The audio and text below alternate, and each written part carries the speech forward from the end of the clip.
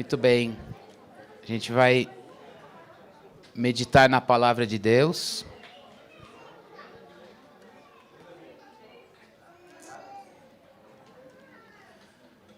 A gente vai meditar na palavra de Deus, dando sequência no Evangelho de Lucas, como a gente tem feito, semana após semana. Antes da gente orar, só deixar algumas coisas para a gente ficar em paz aqui nesse momento de culto. A primeira coisa é, irmãos, como a gente está numa sociedade muito tecnológica, se o seu celular te faz pecar, põe ele na bolsa. A gente tem que adaptar o texto bíblico. Se nesse momento ele vai te fazer perder o fio da meada, melhor você mandar ele longe de você. Então, se você falar, mas a minha Bíblia está aqui no aplicativo, fica tranquilo, eu vou ler devagarzinho, vai dar para você assimilar. Segundo ponto é, nós somos uma família de pessoas de várias idades. E tem crianças aqui que eles têm uma linguagem que é deles, eu acho ela linda. Então, fiquem em paz, pais. Eles são bênção. Não fica até, meu filho está cantando. Na última vez que o Lucas pregou, a Rávia, ela pregava junto. O Lucas falava, e aí o Lucas até acertou o turno. Eu falo, agora você. E tudo bem. É família de Deus, faz parte, é nossa irmã.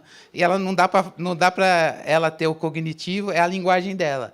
Agora, se você, pai, sabe que tem alguma outra necessidade de trocar, de mamar, e você se sente mais à vontade de se ausentar, fique tranquilo. Mas várias vezes alguns pais falam, pastor, eu atrapalhei todo. Eu falei, você não atrapalhou nada. A nossa irmã está cultuando junto com a gente, nosso irmão. Então, nós temos aqui Rávia, Isabelle, Gael, Sara, está todo mundo aqui, está tudo bem. Então, deixa eles cultuarem com a gente, tá bom? Agora, se você que está aí e se deixa distrair pelo barulhinho e a linguagem dos nossos irmãos, pastoreia sua mente. Aí fala, não, Isabel, Gael, Sara e todo mundo que está aqui, Deus abençoe, mas eu vou ouvir a voz de Deus lá na palavra. Então, que Deus abençoe esse momento, né, de pregação da palavra e a gente possa crescer no conhecimento do Senhor. Então, eu convido você a abrir sua Bíblia em Lucas, capítulo 2, versículo 41. Se você não vai abrir no aplicativo, fique em paz. Se você colocou aquilo que vai te distrair para longe, presta atenção. Lucas 2, 41 até o 52.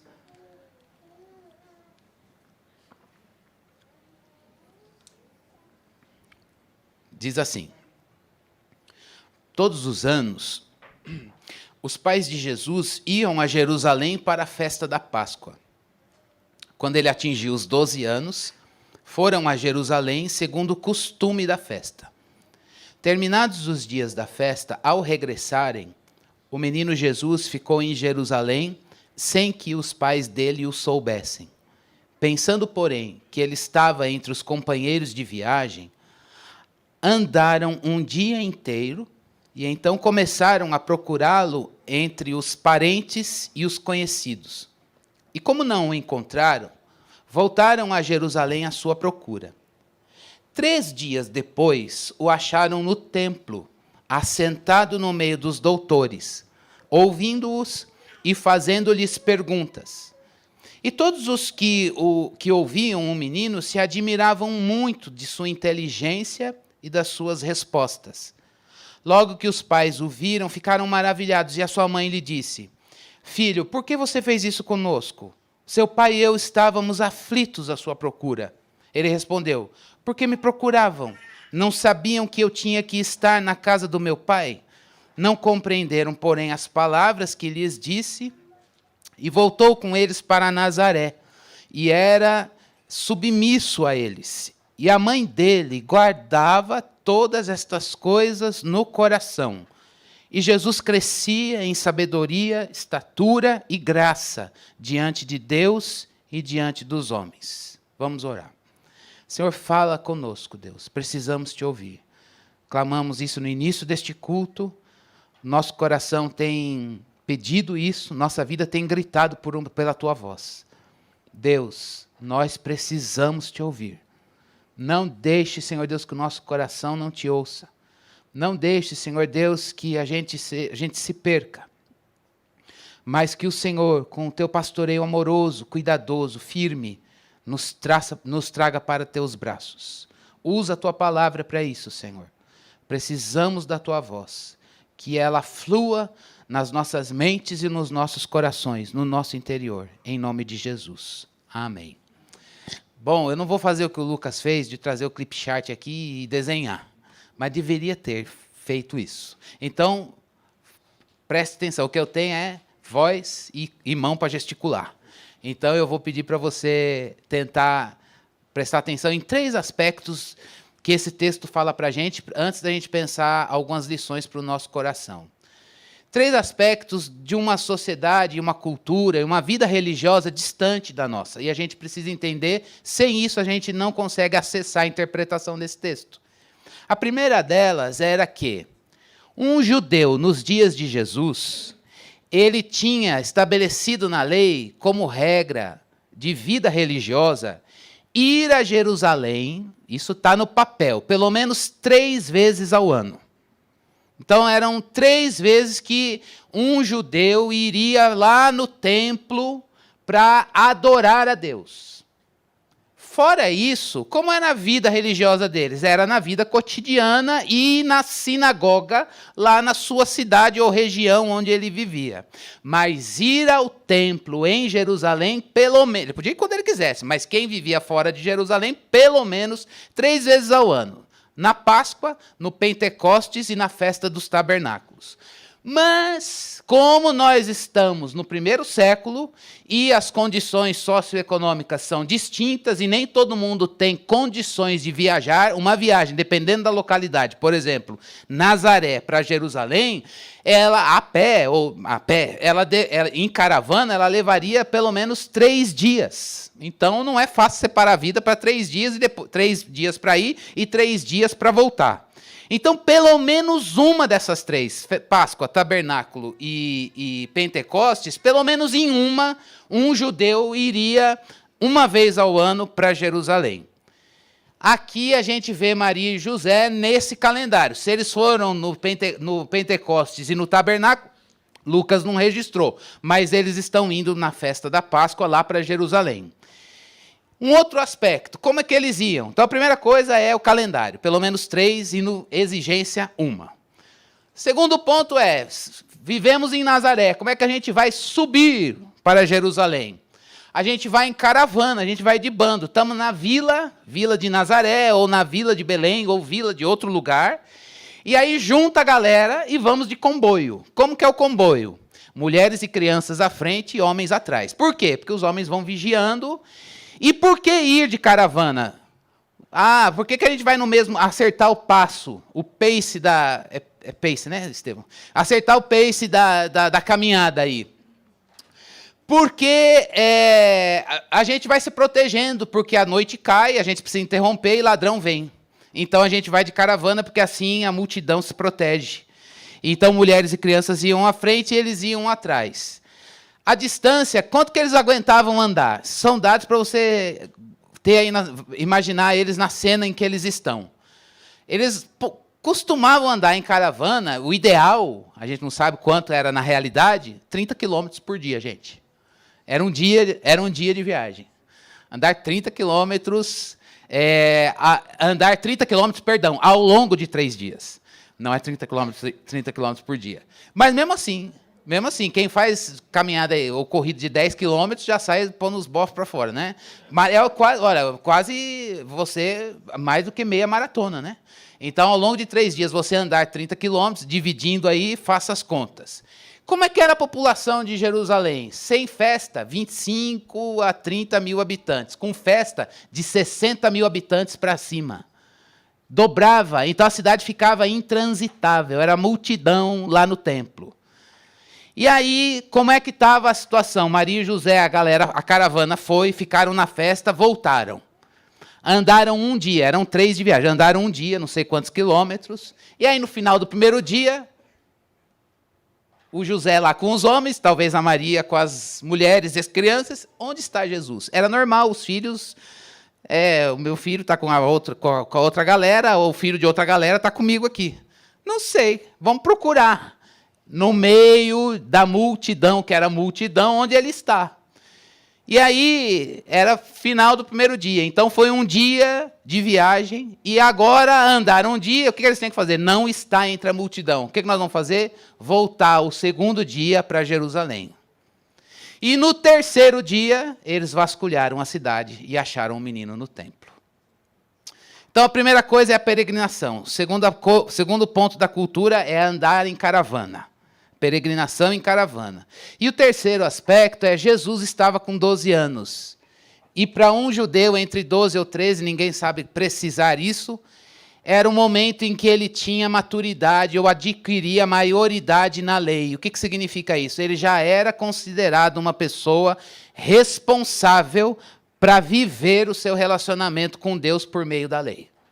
Ele já tinha plena capacidade, era considerado uma pessoa plenamente capaz para discutir, para viver e para abraçar plenamente a lei, e assim ele já atingia uma espécie de maioridade na vida religiosa. E aí, lá no templo, a gente pensa no templo, lugar de sacrifício, e é mesmo, mas também tinha um monte de pátio lá. E nesses pátios tinham mestres e doutores da lei que ficavam reunindo com pessoas ali para estudar. Jesus Cristo estava lá. E o método de ensino não era assim, o que eu estou fazendo agora. Só eu falo e vocês já nem lembram o que eu falei da primeira vez. Já esqueceram tudo. Era, faço uma pergunta, você responde, e aí você me responde, eu te respondo com outra pergunta. E assim vai. O mestre vai perguntando e o aluno vai respondendo, e o aluno devolve outra pergunta mais inteligente que a do mestre, aí o mestre fala assim, cabra safada, agora eu vou te vencer. E aí, pum, e aí ele responde, esse menino, e esse cara é inteligente. Quando é que o mestre olhava para aquele adolescente e dizia, ele tá com maioridade mesmo, as perguntas dele são muito boas. Ele tem capacidade de fazer as perguntas certas. Na vida acadêmica a gente pede isso. Às vezes eu participo do processo seletivo e as pessoas, eu quero estudar, fazer mestrado, não sei o que, eu falo assim, qual é a pergunta que você quer responder? Eu não sabia que você ia perguntar isso. Eu falei, mas lógico, você tem que saber que pergunta você quer responder. Era mais ou menos isso que os mestres estavam preocupados. E essa capacidade, ela vinha com 15, 16. Jesus está com 12 e os mestres estão assim, caramba, que perguntas esse menino faz. Ele é prodígio. Ele manja do tema. Pergunta bem quem conhece o assunto. E ele conhece o assunto e pergunta de uma maneira certeira. E isso despertou a curiosidade daqueles mestres e doutores, porque ele conhecia do assunto para fazer as perguntas certas. Ele era um prodígio sem que ele tivesse na metade, do que para nós é a adolescência hoje. Então, olha só, irmãos, resumão da cena. Era um calendário religioso, festa da Páscoa. Eles foram e voltariam em caravana. Duraria pelo menos 3 dias de viagem, provavelmente da distância 30 quilômetros, distribuídos nesses 3 dias. Eles regressaram um dia, viajaram um dia, tiveram que regressar no outro, e no terceiro encontraram um menino em Jerusalém. E agora a gente vê um diálogo de Jesus com a sua mãe, e Deus tem algumas lições para o nosso coração, e eu vou pedir que você grave isso na sua mente. E a gente vai reler os versículos dessas lições. Primeiro aspecto que eu quero destacar está no versículo 49, que diz, ele respondeu, por que me procuravam? Não sabiam que eu tinha que estar na casa do meu pai?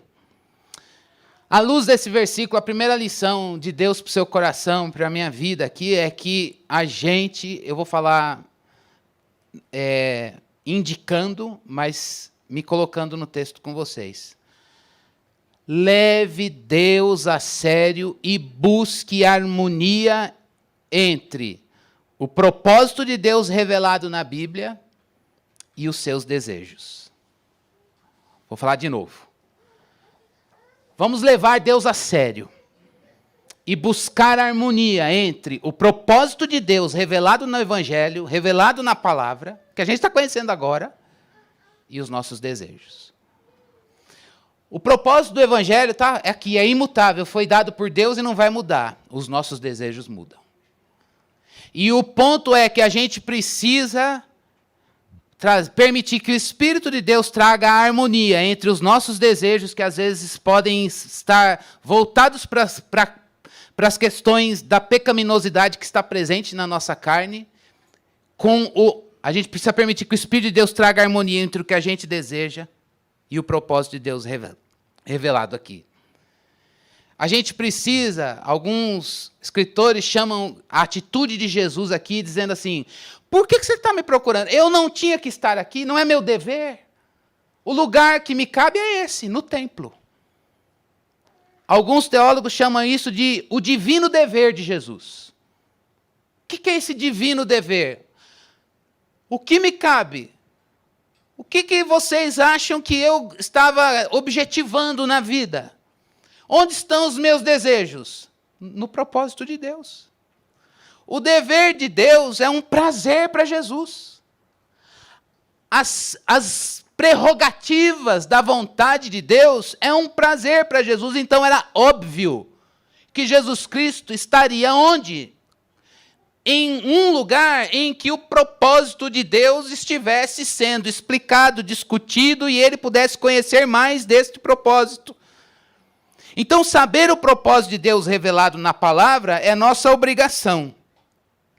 Mas hoje, porque nós não estamos na glória final, a gente precisa olhar para dentro e dizer, Deus, eu quero não só saber o teu propósito, precisa saber a palavra. Mas um ponto é permitir que o Espírito de Deus produza em você, em mim, em nós, aquilo que Jesus está manifestando. O prazer dele está alinhado com o propósito. O prazer dele está alinhado com a vontade de Deus. O prazer dele está alinhado com as coisas do Senhor. Como que Jesus Cristo tem esse coração, essas entranhas que tem prazer nas coisas de Deus? Como é que a gente pode buscar e permitir que o Espírito de Deus traga essa harmonia? Irmãos, pedindo a Deus um relacionamento mais profundo com Ele. A gente precisa crescer no relacionamento com Deus. Não adianta, o conhecimento de Deus, irmãos, ele é indutivo, mas ele também é relacional. O conhecimento de Deus, ele é indutivo porque Deus se revelou na palavra. Quer conhecer a Deus? Conheça a Bíblia. Mas conhecer a palavra pauta o caminho para a gente dizer, eu estou mais profundo, mais íntimo do Deus da palavra. E quando a gente cresce no relacionamento com o Deus da palavra, a gente põe Deus em primeiro lugar. E quando a gente põe Deus em primeiro lugar no nosso coração, a gente ama Deus sobre todas as coisas. Irmãos, a gente consegue cumprir o divino dever. Não é peso.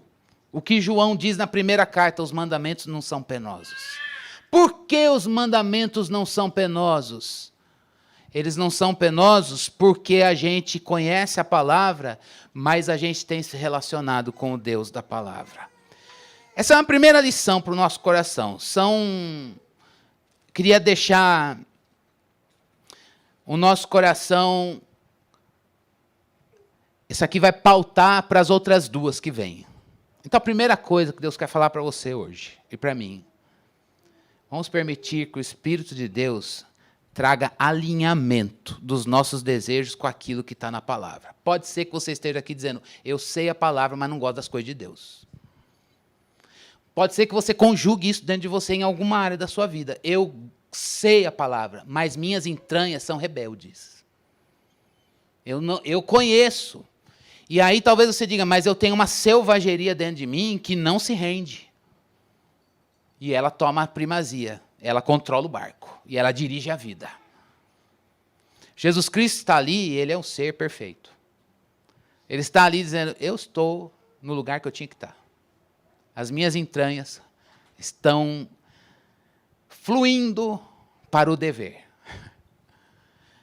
Às vezes você tem, não sei se você já teve algum momento de perceber, Deus, eu estou com medo de mim mesmo, porque eu percebo selvageria nas minhas entranhas, mas eu sei que se eu ceder ao que está aqui dentro, eu vou parar em lugares, vou fazer coisas bestiais, loucuras. Eu vou me agredir, vou ferir a sua santidade e vou ferir o meu próximo. Mas nesta manhã, irmãos, o Vini orou uma coisa no louvor que me destacou. Aí ele disse, o Senhor tem todo o poder. Eu falei, caramba. Eu sou forte para algumas coisas, mas Deus é que tem todo o poder. E Deus tem poder sobre o vaso. Deus tem poder sobre você. Deus tem poder sobre as nossas emoções. Deus tem poder sobre a nossa vida. Ele tem poder sobre o nosso interior. E Ele é poderoso. Ele é poderoso para fazer com que os nossos desejos estejam alinhados com o propósito de Deus. Peça a Deus, eu quero que o Senhor manifeste o poder do Espírito para alinhar os meus desejos com o propósito do Senhor.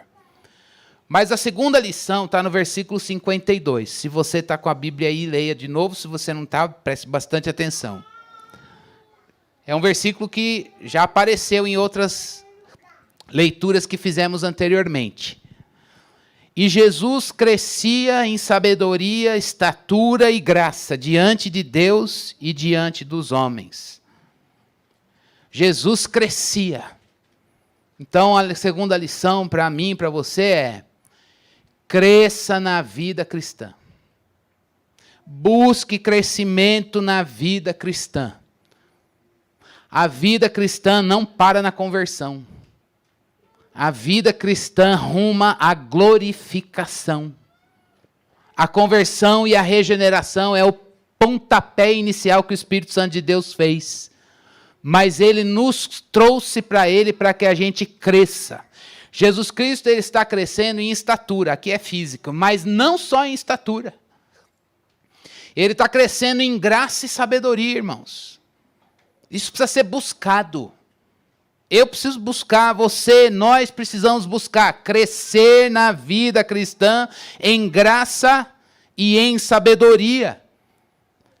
Crescer em sabedoria, irmão, significa crescer em permitir que o Evangelho de Jesus sejam os nossos olhos para a vida.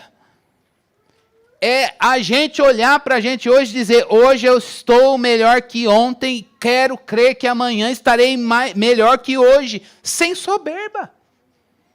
É você olhar e dizer, Deus, provas, tempo de bonança, tempo de luta, tempo de paz, tempo de mar calmo, tempo de mar bravio, mas em cada coisa da vida, a gente vai crescendo, o nosso olhar vai desaprendendo a lente desse mundo e a nossa própria maneira de ver o mundo, e a gente vai assumindo o olhar de Jesus pelo Evangelho. É uma experiência de despojamento de você e revestimento de Jesus. Busque crescimento em sabedoria. Sabedoria na palavra, sabedoria no Evangelho, irmãos, é a sabedoria de você ver a palavra encarnada em você. Jesus estava crescendo assim, Jesus estava ficando mais crente, Jesus estava aparecendo mais refletindo mais o ser de Deus. E isso é um desejo que o Senhor quer fazer na sua vida, na minha vida, a gente crescer. A gente crescer, permitir que o Senhor traga crescimento espiritual para a gente. E a gente dizer, eu estou buscando crescimento espiritual. Eu quero ser mais parecido com Jesus. Mas não somente isso. Ele também crescia em graça. Graça é a operação da graça de Deus, manifestando um caráter aprovado.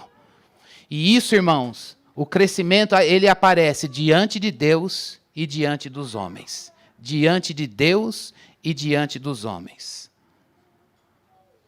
Eu queria que você pensasse comigo isso. O crescimento na vida cristã, ele é sempre diante de Deus e diante dos homens. É você olhar o crescimento espiritual diante de Deus e ver Deus graciosamente levando você a crescer em temor diante dele. Fazer com que a gente diga diante de Deus, Deus, eu quero, diante do Senhor, no meu relacionamento com o Senhor, estar mais maduro.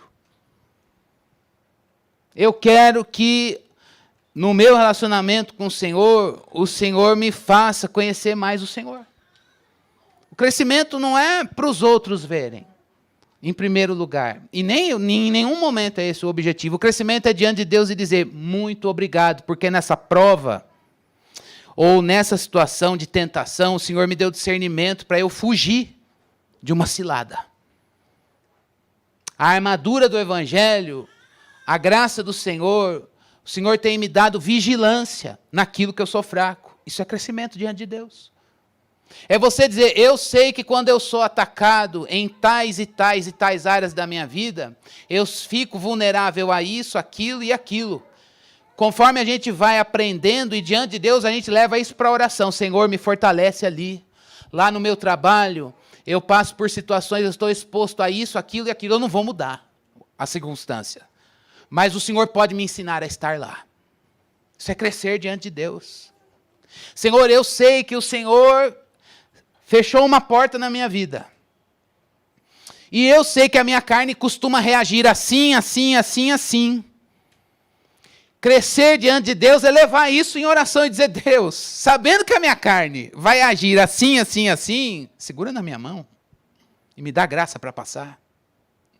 Crescer diante de Deus é naqueles momentos que diz, Deus, eu vou assumir um propósito de me consagrar ao Senhor, porque eu sei que eu estou passando por uma situação que é muito séria e perigosa e que ela exige de mim um coração afinado com o céu. Porque se eu passar por essa prova perdendo o Senhor de vista, eu vou cair. Isso é crescer diante de Deus. Irmãos, a pergunta de Deus para nós é se nós estamos, se eu e você que estamos aqui agora, a gente está buscando esse crescimento. A gente está diante de Deus, espera aí. Deus é soberano, está permitindo situações A, B ou X na minha vida, me expondo à tentação, porque a gente está aqui, até o diabo está aí tentando o povo de Deus e acusando o povo de Deus. Então há vozes malignas gritando na nossa mente, jogando dardos inflamados que vêm do maligno para atingir a sua vida. E se a gente está permitindo que o conhecimento da Bíblia, ele nos leve a esse crescimento. Crescer diante de Deus em graça. É perceber a operosidade da graça. Paulo, quando escreveu para a igreja de Tessalônica, ele disse isso, olha, eu fico feliz, porque eu vejo que vocês estão produzindo, expressando uma fé operosa. A fé está em atividade. Isso é crescimento em graça diante de Deus. Mas o crescimento não é só diante de Deus, irmãos. O crescimento também é diante dos homens. O crescimento também é diante dos homens. Em graça e em sabedoria. O que ele está dizendo, o que o narrador está dizendo para a gente é que Jesus Cristo, ele ia melhorando espiritualmente não, porque ele sempre foi perfeito. Mas ele ia, na medida em que Deus vai dando porções da graça para Jesus, esse relacionamento com Deus vai fazendo ele manifestando graça no trato com os outros. Um crente maduro na fé tem graciosidade no trato. É impossível, irmãos. É impossível. E aí eu queria chamar um pouquinho a minha atenção e a sua para esse ponto. Se nós estamos, por crescermos diante de Deus, nós também estamos crescendo na graça e em sabedoria diante dos homens. Homens que não conhecem o Senhor, homens que conhecem o Senhor, na nossa família de sangue, na nossa família na fé. Se a graça de Deus tem permeado o nosso trato, se a graça de Deus tem permeado, graça e sabedoria tem permeado as nossas relações. Como é que a gente vai manifestar graça de Deus no trato com os homens? Eu gostaria de fazer uma pergunta. Vou usar a lógica dos doutores do templo. Cresce em graça de Deus no trato com os homens aquele que se ama no amor de Deus Você ama o seu próximo como a si mesmo. Não é isso? E por que a gente ama o nosso próximo? Porque o amor de Deus foi derramado pelo Espírito no nosso coração. Agora, irmãos, se amar no amor de Deus não significa você agradar você mesmo. Então eu gostaria de perguntar, você se ama ou você se agrada? Nós nos amamos com o amor de Deus ou nós buscamos nos agradar? É lógico que eu vou pausentar o se agradar. Quando é que a gente se agrada? Quando a gente coloca a gente mesmo como a gente posiciona a gente mesmo no prazer. Não, eu quero ter prazer, eu quero ser feliz. Quando a gente coloca a gente mesmo no exclusivismo, no egoísmo, nas nossas obsessões. Quando a gente trata o outro, nosso próximo, seja ele quem for, da fé, incrédulo, da família ou não da família, quando a gente trata o outro segundo ele mesmo, e a gente deliberadamente, por buscar o nosso próprio prazer, a gente se recusa a dar Jesus para o outro. Como é que isso se traduz na prática, irmãos? Quando a gente conhece muito o Evangelho, mas a gente peca nas coisas essenciais do Evangelho. Amar a um próximo como a mim mesmo, eu não vou amar, não. Só eu amo. Perdoar o que me ofende, eu não vou perdoar, não. Não vejo sentido nisso. O mundo é dos espertos. Se eu ficar nessa, vão levar vantagem sobre mim e eu sou sempre passado para trás. A gente já perdeu a lente do Evangelho.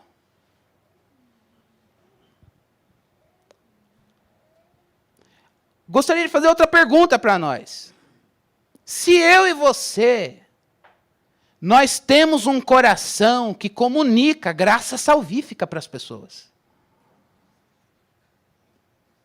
As pessoas que convivem comigo, as pessoas que convivem com você, se você olhar para a pessoa que está do seu lado e você ou examinar e pedir para o Espírito de Deus trazer luz para você, e eu pedindo para o Espírito de Deus trazer luz para o meu interior, a gente comunica graciosidade salvífica de Deus para o nosso próximo. Irmãos, o que você tem de Deus é para ser dado para o outro. É uma violência com você mesmo quando você tem de Jesus e diz, eu não vou dar. Vou dar minha carne para esse irmão. Vou dar meu pecado para ele. Vou dar minha vingança para ele. Vou dar minha soberba para ele. Vou dar minha falta de perdão para ele. Vou dar uma boca para amaldiçoar. Eu vou dar uma corrupção para ele. Ele vai lá na empresa, eu vou me unir a tramar também contra ele. Lá nos negócios.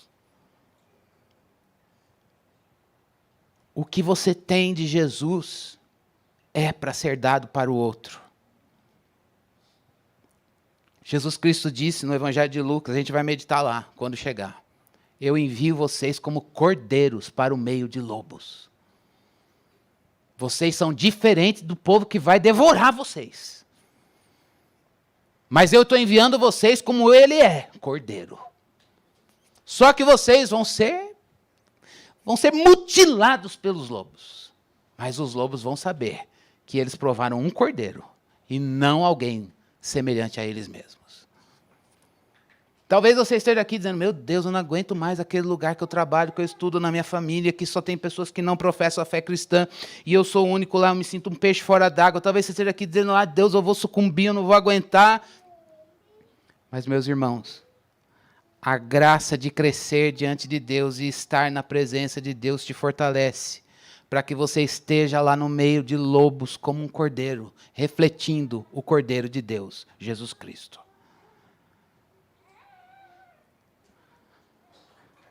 E talvez, isso é uma coisa que nos ensina aqui na igreja, na dinâmica do corpo.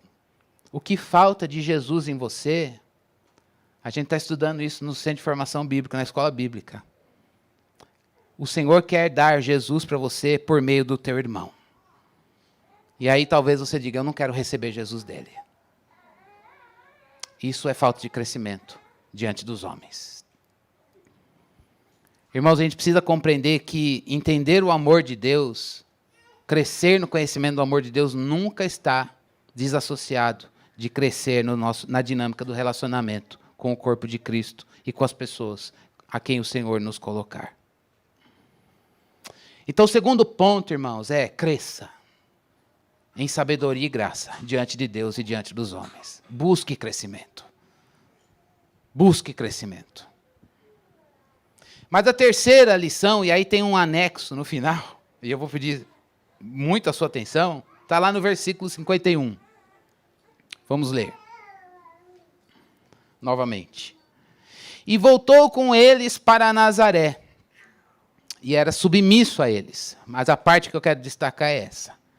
E a mãe dele guardava todas essas coisas no coração. Não é a primeira vez também que essa expressão aparece, que Maria guardava todas essas coisas no seu coração. Maria, como uma boa judia, ela aprendeu isso do Antigo Testamento. Olha só, o que diz, preste bastante atenção, o que diz em Gênesis 37, quando Jacó, lembra de Jacó? Tinha os seus filhos, um deles era José. José teve o sonho de que ele iria liderar os seus irmãos, inocente ou não. Aí lá no céu a gente vai saber, ele contou, galera, tive um sonho, eu vou me dominar sobre vocês. O pessoal, o quê? Vamos matar. E aí, olha só a cena, e o pai, ele lá, todo feliz, conta isso. E aí, olha o que o texto diz, 37:11 de Gênesis. Os irmãos tinham inveja dele, essa era a atmosfera. Os irmãos tinham inveja dele. E o pai Jacó sabia. O pai, no entanto, o que é que ele fazia? Guardou aquilo no coração. O que é isso, gente? Os irmãos com inveja do irmão mais novo, o pai sabia, e o que ele fez? Guardou aquilo no coração. Eu não seria Jacó.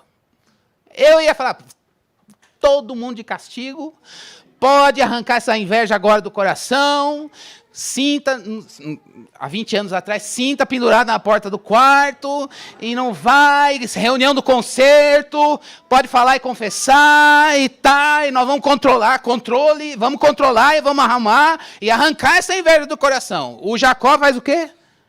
Guarda, sabia, olha só, o versículo é isso, os irmãos tinham inveja dele. Jacó, no entanto, guardou aquilo no coração. E Daniel, olha só, capítulo 7, versículo 20, viu o fim do mundo. Era coisa bizarra, era um ser, chifre, igual a João com o Apocalipse. Quanto a mim, Daniel, os meus pensamentos muito me perturbaram. Os meus pensamentos me perturbaram. A gente teve visão e ficou perturbado. E o meu rosto se empalideceu. O Jacó viu a inveja dos irmãos e guardou. O Daniel está lá, eu vi uma visão do fim, Deus consumando todas as coisas, o Apocalipse. E aí ele diz, olha, eu estou pálido e os meus pensamentos estão perturbando. A ideia de aquilo está... quando latejando, bam, bam, bam, bam, sabe? Dá um remedinho aí, alguma coisa. Mas o que ele fez? Eu guardei essas coisas no meu coração. Que povo crente. E agora vem o salmista no Salmo 119. Inflamado na sua carne para pecar, caçando uma ciladinha para cair nas suas concupiscências. E aí o que ele faz? Escondi a palavra no meu coração para não pecar contra o Senhor. Guardo a palavra no meu coração para não pecar contra ti. E a Maria? Já é a segunda vez que a gente vê. Ela vendo as coisas e ela fazendo o quê? Maria, como crente. Não perfeito, como nenhum homem do Antigo Testamento. Guardava a palavra, as coisas de Deus no seu coração. Esse é um ponto, irmãos, que eu queria fechar. Se a gente tem aprendido a guardar a palavra e as promessas no nosso coração. O Jacó sabia da promessa de Deus na vida de José. Mas naquela promessa tinha um ambiente de inveja. E o que é que ele fez? Eu não tenho como resolver o coração dos meus filhos. Mas eu guardo no meu coração. Deus vai fazer. E fez. E ele viu o filho dele lá no Egito governando. Mas houve um momento, eu não posso fazer nada. Meus filhos têm inveja, eu não domino o coração. Eu vou guardar a promessa. Deus vai fazer. Eu não sei como. E o Daniel? Deus é o fim e o Senhor mostra. Eu estou perturbado e pálido. Mas ele guarda isso no coração. E a Maria, o anjo, Maria, salve a agraciada, o santo que de ti há de nascer, ele vai salvar. E aí ela está vendo o menino lá no templo, dialogando e fazendo as perguntas certas para os doutores. E ele estava ali no divino dever. E ela olha tudo aquilo e o que ela podia fazer? Mãe do Salvador, guardando no coração. Deus está cumprindo a palavra. Irmãos, eu imagino Jacó vendo os filhos se odiando e ele sabendo que Deus tinha um plano para o filho mais novo. E o plano de Deus é com santidade. Como Deus vai cumprir aquilo? Com santidade, ele precisava guardar no coração. Imagine Daniel vendo Deus dizendo, ele é aquele que consuma os séculos dos séculos. Criador e consumador de todas as coisas. Mas é no meio de uma cena apocalíptica. Não tem outro nome aqui. E aí ele vê tudo aquilo e diz, eu guardo no coração, mesmo que eu esteja perturbado e pálido. E Maria, não sei com que postura, o narrador Lucas, por favor, por que você não contou para nós? Por quê? Qual era que ela estava guardando? Estava com desejo de falar, maravilhada, não tem um detalhezinho da narrativa, mas tudo bem, fica em suspenso aqui. Mas o ponto é que alguma coisa ela tinha ali. Maravilhamento, estranhamento, não sei. Mas ela estava lá, guardando no coração aquilo que Deus tinha dito. E você e eu. Será que quando a gente recebe promessas, irmãos, e a gente vê os cenários bagunçados à nossa volta, a gente diz, não vou guardar no coração. Não vou guardar. Olhe para o que Jacó fez. Deus vai cumprir e vai fazer isso na vida de José. Com a santidade e santificação na vida dos outros filhos. Guarde a palavra e as promessas no coração. Que a gente faça valer aquilo que está em Provérbios 6, 21. Eu termino esse ponto com esse texto. Tenha sempre a palavra amarrada no teu coração. Porque em alguns momentos você vai ver o cenário da inveja, ou o cenário da perturbação, ou o cenário da sua palidez com o que você está passando. Você fala, Deus, eu vou sucumbir. Mas lembre do que Provérbios está dizendo. Amarra a palavra no teu coração.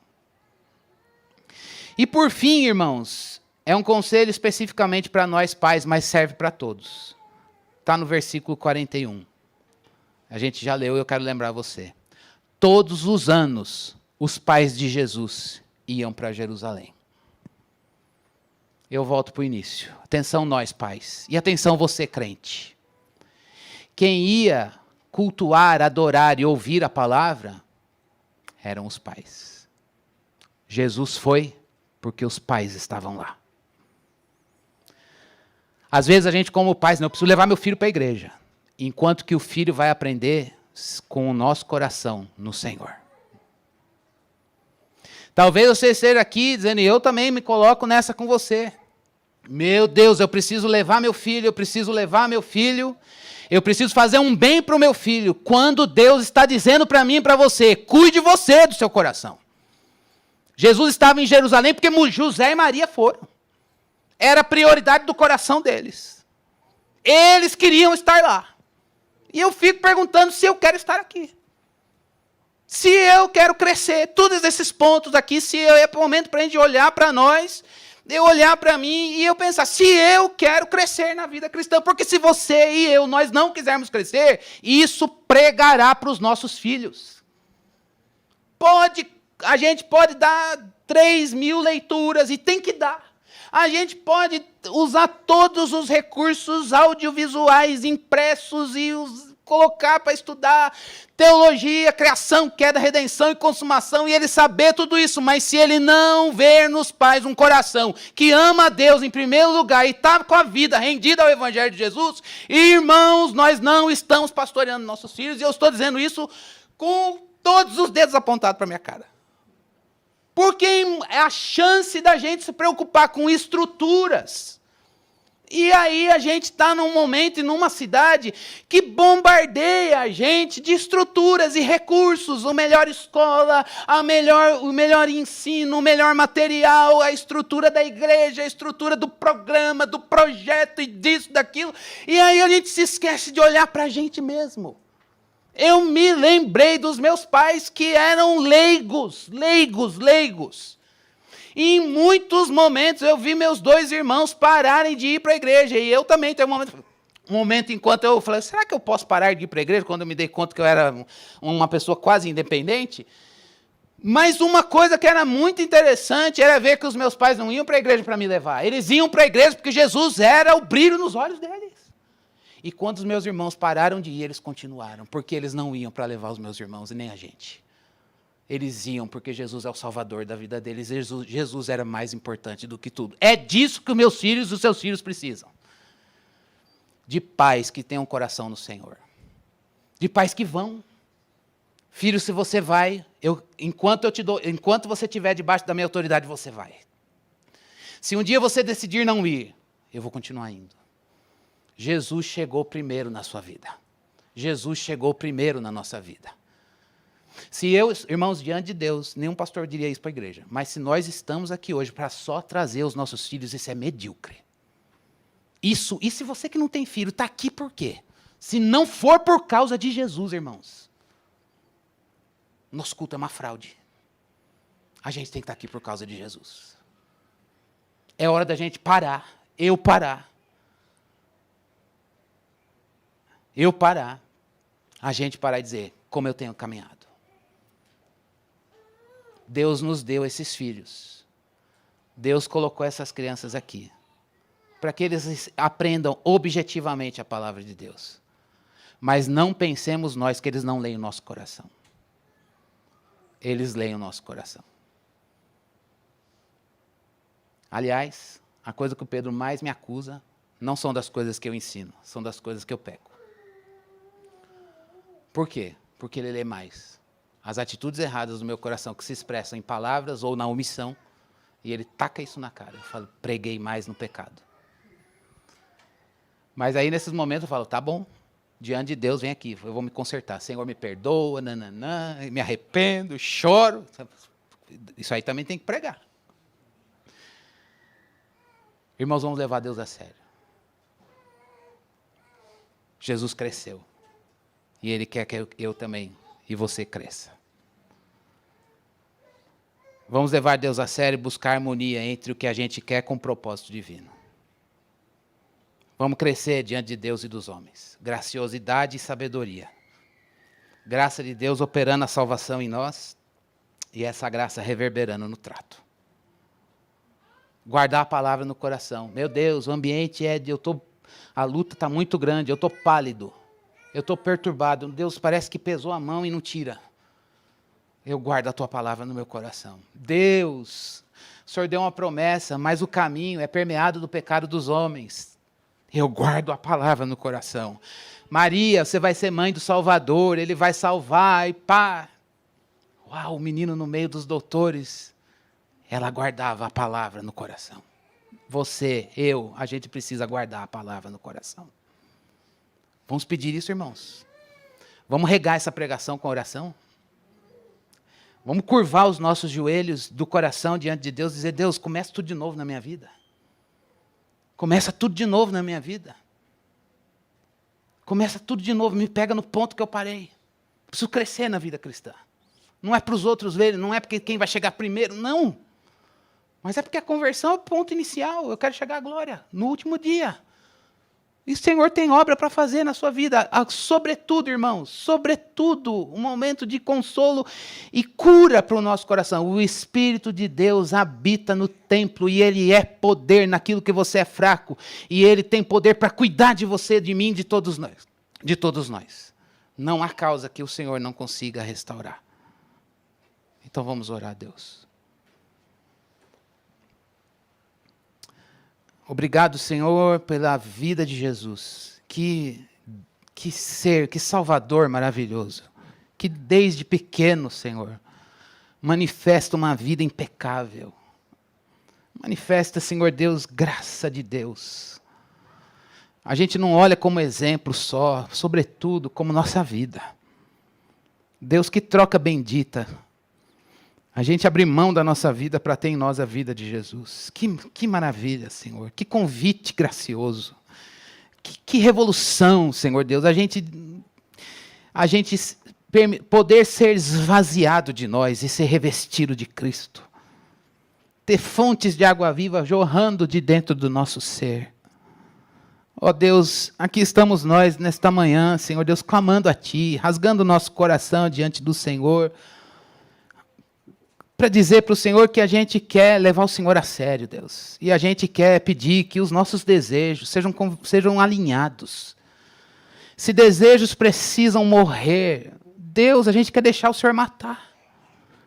Se desejos que nos escravizam, Senhor Deus, desejos sujos, horríveis, medíocres, da carne, Senhor Deus, que não tem nada a ver com a santidade de Deus, que no fundo nos dão um prazer momentâneo, mas depois chegam com um boleto altíssimo que a nossa carne não consegue pagar, embebecido de acusação do diabo. Senhor Deus, nós nesta manhã queremos nos livrar, dizer, Senhor, leva para longe, Senhor, aquilo que nos afasta de Ti, Senhor.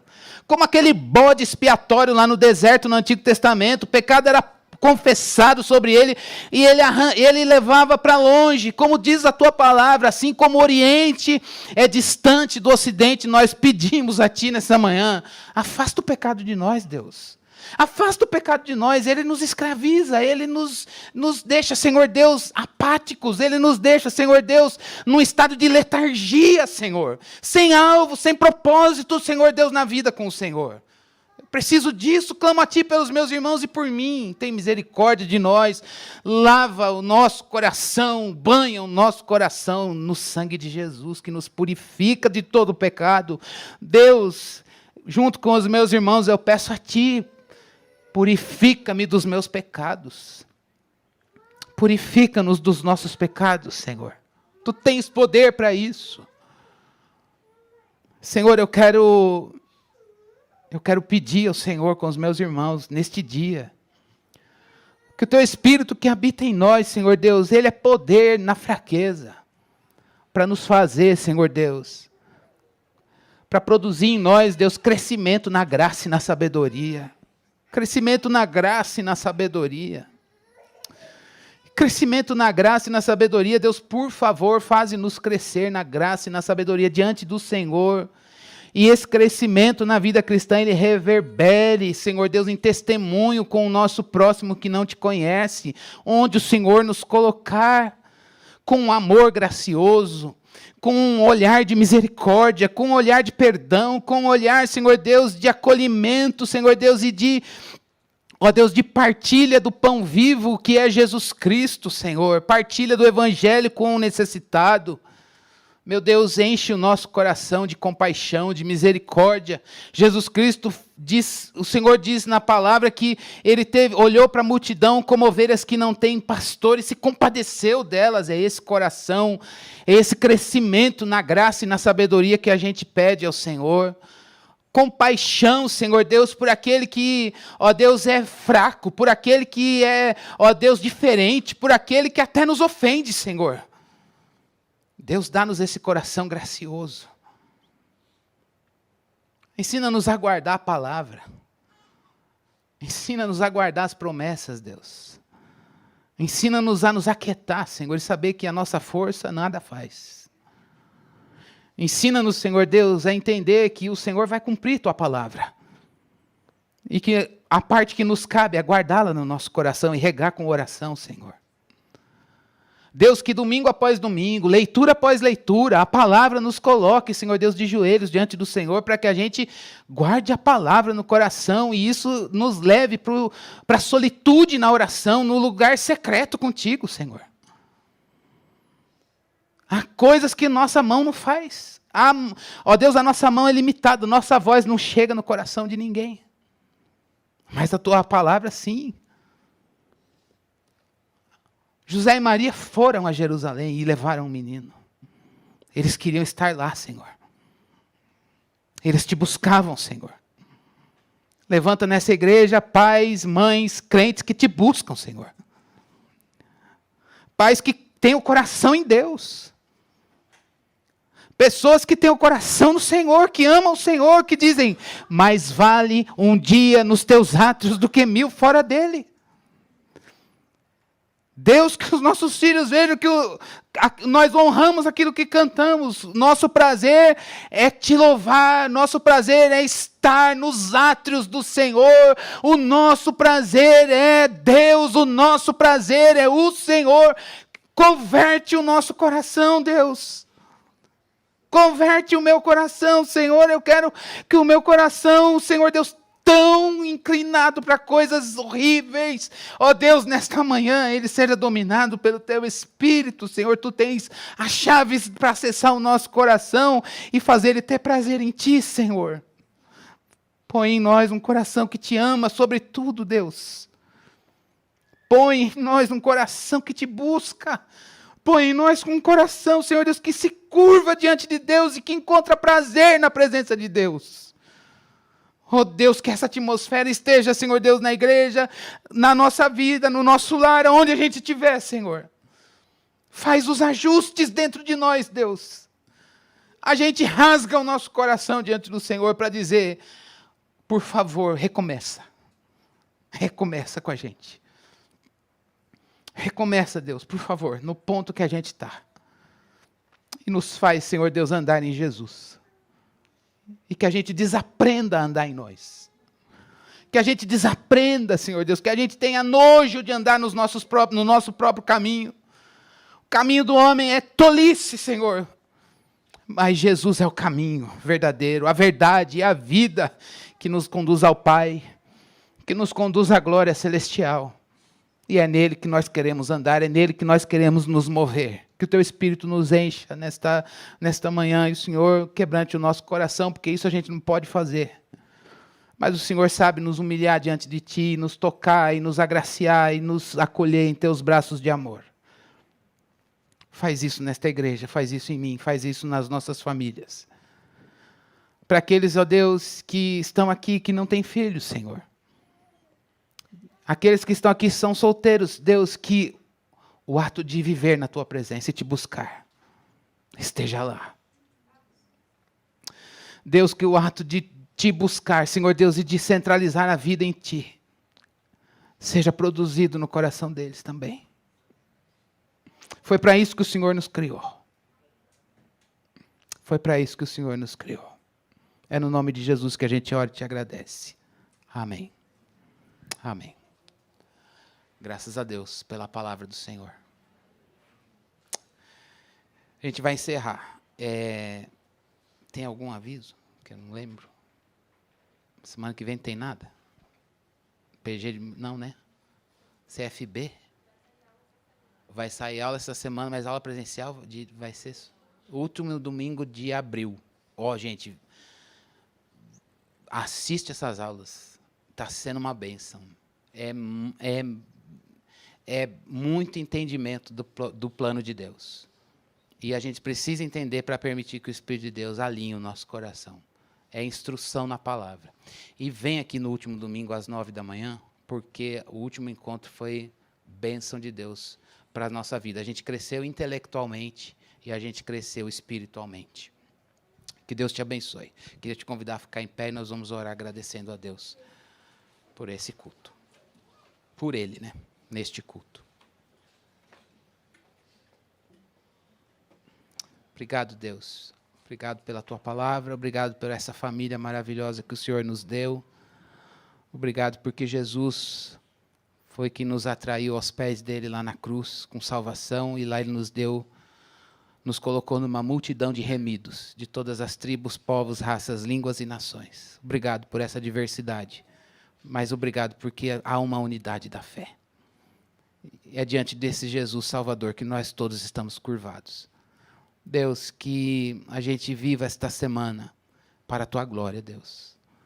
Em tudo que a gente falar, fizer, não fizer, em tudo que a gente, Senhor Deus, onde a gente estiver, se são ambientes difíceis, de prova, atmosfera, Senhor Deus, talvez que nos deem palidez e perturbação, ou atmosfera em que a gente vê, Senhor Deus, a trama dos homens, ou atmosfera em que a gente fique maravilhado com qualquer outra coisa, com as Tuas coisas.